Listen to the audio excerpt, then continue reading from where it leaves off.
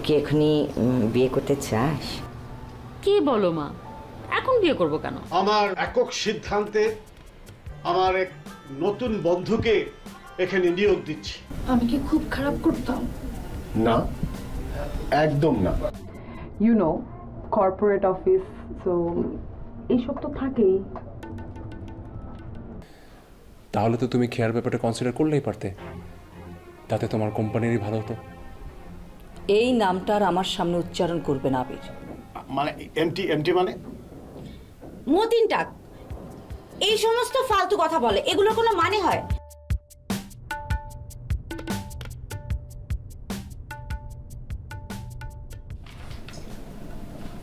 আগে জব করার এক্সপেরিয়েন্স আছে আপনার?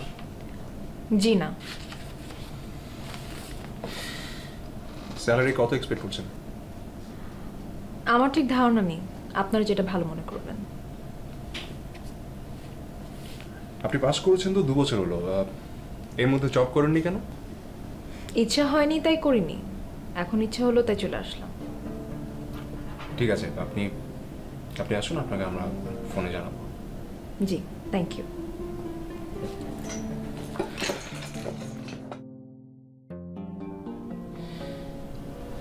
স্যার, ম্যাডাম তো প্রায় একে একরকম সিলেক্ট করেই রেখেছেন। এই মেয়েটাকে? জি।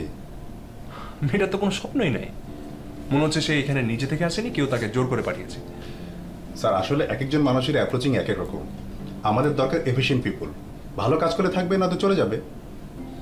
ঠিক আছে, তাহলে চেয়ারম্যান আসলে তাকে ফাইনাল করেন, ফোনে জানিয়ে দিন। Okay sir. আর কেউ আছে? স্যার, আমি দেখছি।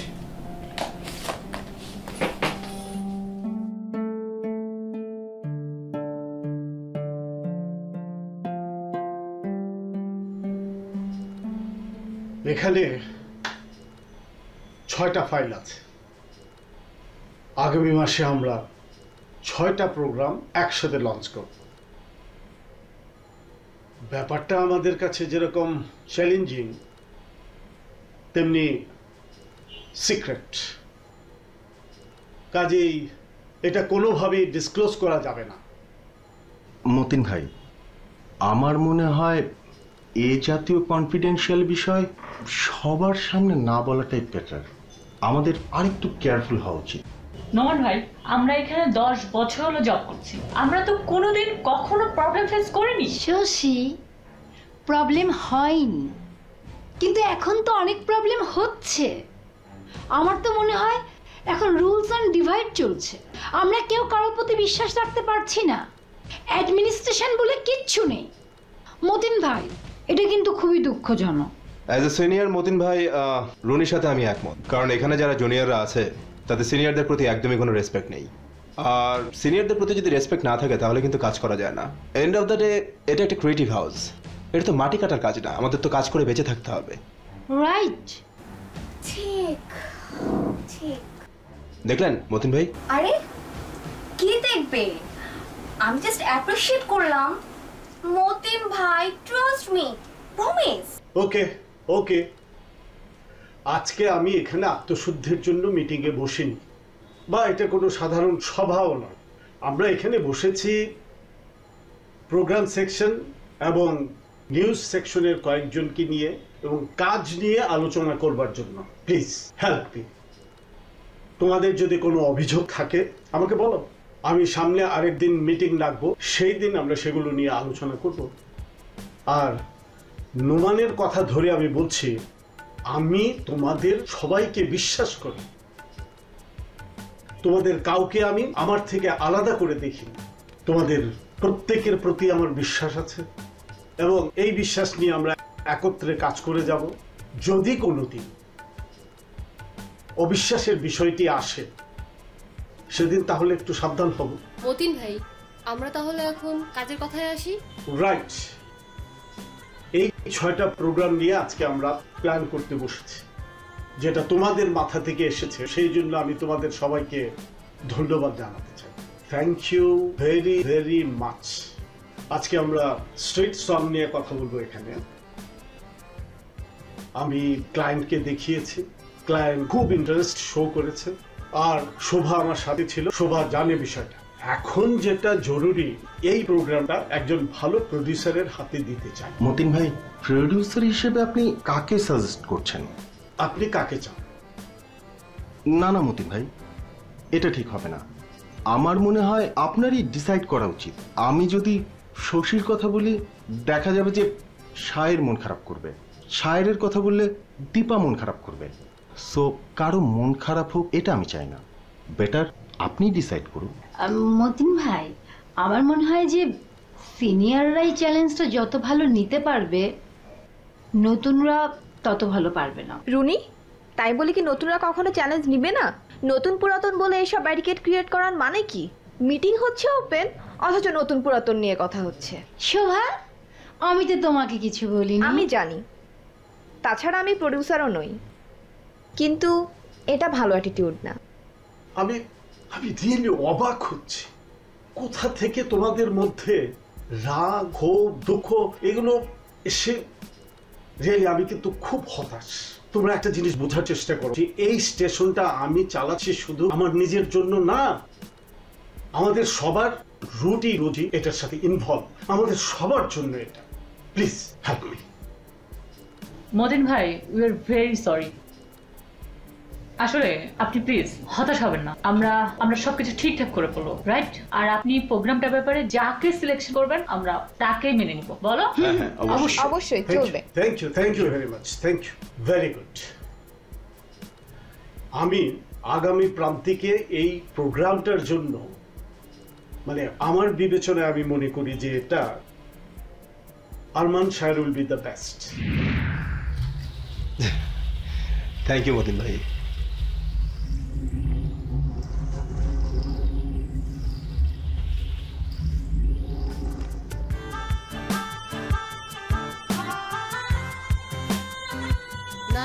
Congratulation Shayer. Thank you, thank you. Congratulations.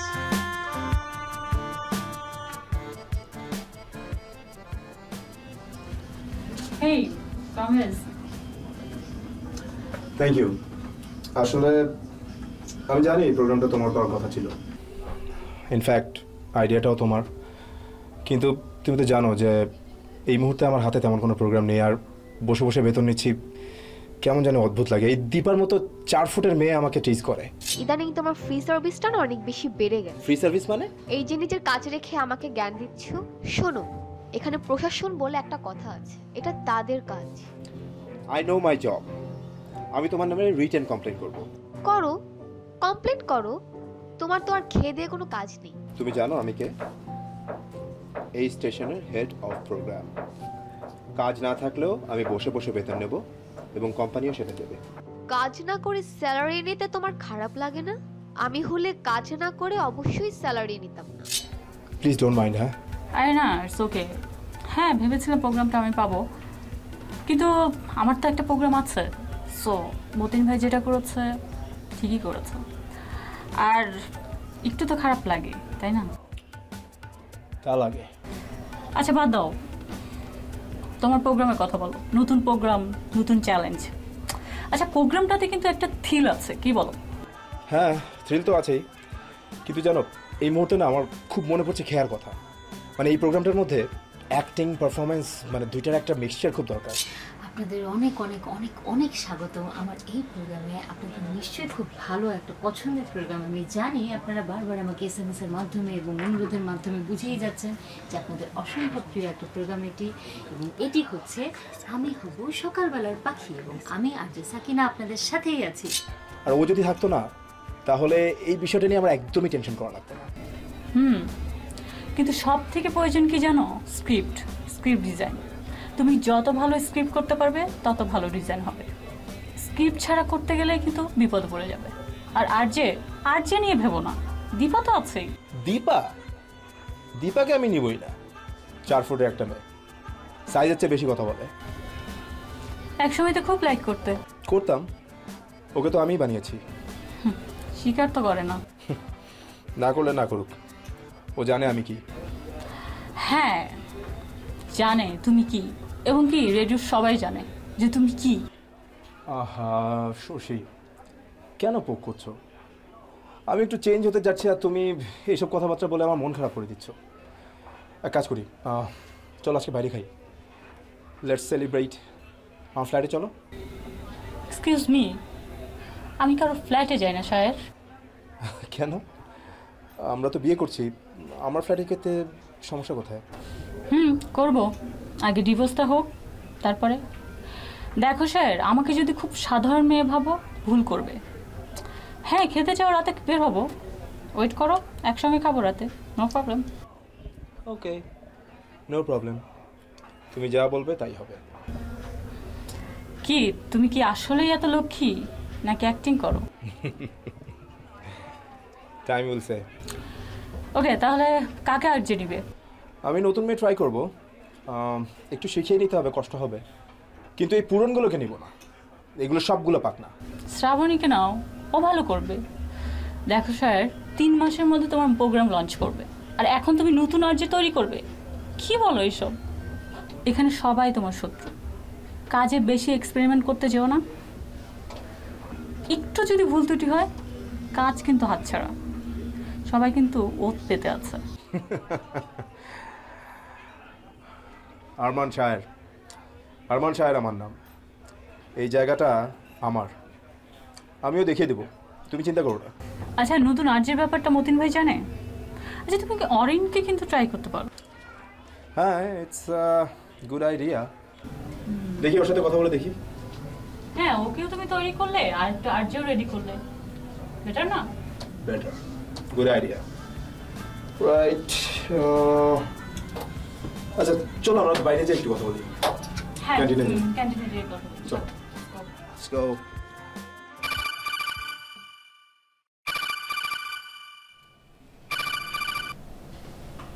আসসালামু আলাইকুম। কি অবস্থা? সব ঠিকঠাক? জি ম্যাডাম, তবে আমার মনে হয় না এমডি স্যার খুব বেশি পছন্দ করেছেন। তখন আমি বললাম আপনি সম্মতি দিয়েছেন। স্যার, ম্যাডাম তো প্রায় একে একরকম সিলেক্ট করেই রেখেছেন। এই মেয়েটাকে? জি। মেয়েটার তো কোনো স্বপ্নই নাই, মনে হচ্ছে সে এখানে নিজে থেকে আসেনি, কেউ তাকে জোর করে পাঠিয়েছে। স্যার, আসলে এক একজন মানুষের অ্যাপ্রোচিং এক এক রকম। আমাদের দরকার এফিশিয়েন্ট পিপল, ভালো কাজ করে থাকবে, না তো চলে যাবে। Very good. আপনি তাহলে আর দেরি করবেন না মামু সাহেব, ওকে ফোন করে জানিয়ে দেন। ও আর একটা কথা, ওর জন্য কোনো ড্রেস কোডের প্রয়োজন নেই, ও যা খুশি পোশাক পরে অফিসে আসতে পারবে। কিন্তু ম্যাডাম, নিয়ম? মামু সাহেব, নিয়ম শিথিল করলাম, নিয়ম তো মানুষের জন্য, তাই না? প্রয়োজন সেটা ভাঙতে হবে, তা নাহলে সময়ের সাথে চলবো কি করে? আচ্ছা ঠিক আছে, আমি কাল তো অফিসে আসছি, বাকিটা কালকে দেখি। শেষ পর্যন্ত তুমি নদীকে অফিসে ঢুকালে? আমি অনেক চিন্তা ভাবনা করে কাজটা করেছি এবং দেখিনি আমি সফল হব। ইদানিং কিন্তু তোমার ছেলের হাব ভাব দেখে কি মনে হচ্ছে জানো? ওই মিথ্যুক মেয়েটার প্রেমে পড়েছে সে।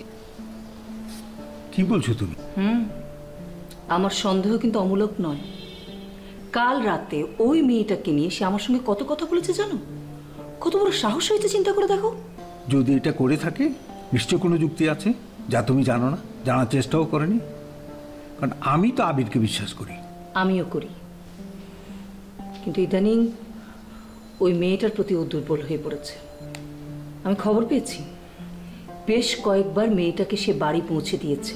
ও, তাহলে ছেলের পিছনে স্পাই লাগিয়েছো? অনেক কিছু করতে হয়, কারণ ও আমার একমাত্র ছেলে। প্রয়োজনে ওর ভালোর জন্য আমি অনেক কিছু করব, তুমি চিন্তা করো না। ছেলে তোমার একার নয় মাতিয়া, ছেলে আমারও। কিছু করার আগে আমার মতামত নেওয়া উচিত ছিল। ছেলে বাইরে থেকে পড়াশোনা করে এসছে, সে তোমার থেকে কম আধুনিক নয়। বেশি বাড়াবাড়ি করলে সে হয়তো আবার বিদেশে চলে যাবে। তাই বলছি, নিজেকে শুধরাও। সারা জীবন তো তোমার সঙ্গে আমার মতের কোনোদিনও মিল হয়নি, উল্টো শ্রুতিই হেঁটেছো তুমি। কোনো দিন আমার কোনো কথার মূল্য তুমি দাওনি।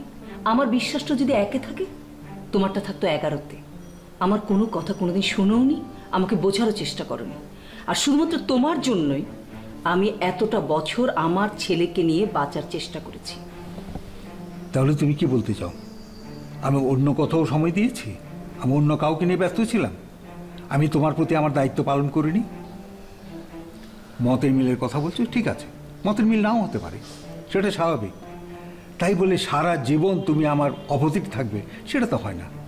এখন ছেলেকে নিয়ে উল্টো পথে হাঁটার চেষ্টা করছো। আমি একটা ভালো মেয়ের সঙ্গে আবিরের বিয়ে দিতে চাই, তাতে তোমার অমত থাকবে কেন? যা কোনটা ভালো মেয়ে কোনটা খারাপ মেয়ে সেই মতামত দেবার তুমি কে? এই মতামতটা তার উপরেই ছেড়ে দাও মাতিয়া, তা না হলে সারা জীবন কিন্তু তুমি পস্তাবে। আমি নদীকে এনেছি, আবির যদি তাকে পছন্দ করে বিয়ে করবে, আমি কিছুই বলবো না। ফাঁদ পেতেছো তুমি, দোষ দিচ্ছ ঘুঘুকে। সে জালে ধরা পড়লো কি পড়লো না, ওই যে একটা কথা আছে না, বিচার মানি কিন্তু তাল গাছ আমার।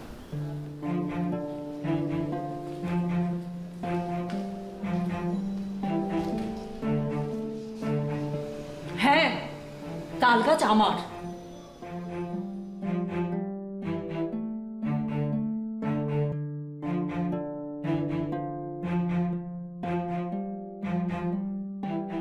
দেখো দীপা, তুমি কিন্তু প্রোগ্রাম প্রডিউসার না, তুমি আরজে মানে রেডিও জকি।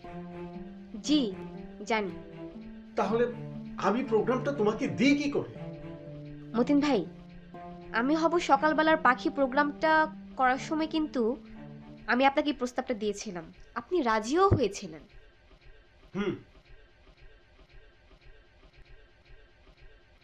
আমি বলেছিলাম, এই জন্যই বলেছিলাম যে আমি ভেবেছি তুমি শুধু আরজেইং করতে চাচ্ছ।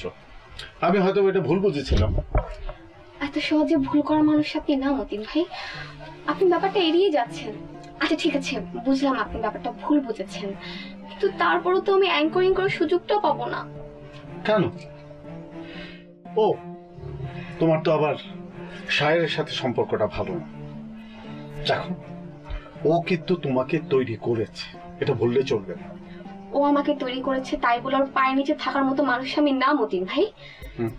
হ্যাঁ নিশ্চয়ই। আর এই জন্যই তোমার সমস্ত যোগ্যতা থাকা সত্ত্বেও তুমি জীবনেও কিচ্ছু করতে পারবে না। দেখো, মানে বড় করো, নিজেকে বড় করো। কি করব আমি? একটা সুযোগ, আমি কিছু করতে চেয়েছিলাম, আমি দেখাতে চেয়েছিলাম শায়রকে যে আমিও প্রোগ্রাম প্রডিউসার হতে পারি। ঠিক আছে ঠিক আছে, আমি তোমাকে অনেক বড় প্রডিউসার বানাবো, অনেক বড়। তখন তুমি শায়দ কেন সারা পৃথিবীকে দেখাবে, রাইট? শায়র আমার সাথে চিটিং করেছে। শোনো দীপা, তোমার নিজেকে চেঞ্জ করো। তোমার নামে কিন্তু অনেক কমপ্লেইন আছে। কমপ্লেইন আমার নামে? বিশ্বাস কর মতিন ভাই, সব কনস্পিরেসি। তোমাকে নিয়ে এত কনস্পিরেসি করার কারো এত সময় নাই। আচ্ছা বলো তো, এমটি মানে কি? মতিন ভাই, এমটি মানে আমি জানি, বলি। যাও, তোমার কাজে যাও, বলো। এমটি মানে খালি, লাইক এমটি পকেট। আর এমটি মানে মতিন টাকো হয়, যেটা তুমি আমার আড়ালে আমাকে বলে বেড়াও, ঠিক? সরি মতিন ভাই। সরি? সরি বললেই হলো? লজ্জা করে না তোমার যে তোমার বাবার বয়সী একটা লোককে তুমি পেছন থেকে এইভাবে বলো? আর বলবো না, আমি শিওর ওই বিসিটা আপনাকে এই কথাটা বলেছে, তাই না? আবার shortcut BC. What is BC? BC মানে ব্রডকাস্ট শায়ের। ওকে আমরা সবাই আমরা বিসি বলেই ডাকি। ঠিক আছে, যাও। মতিন ভাই, একটা কথা বলি, যদি কিছু মনে না করেন। বলো। আমার বাবার বয়স না অনেক বেশি, আপনি অনেক ইয়াং।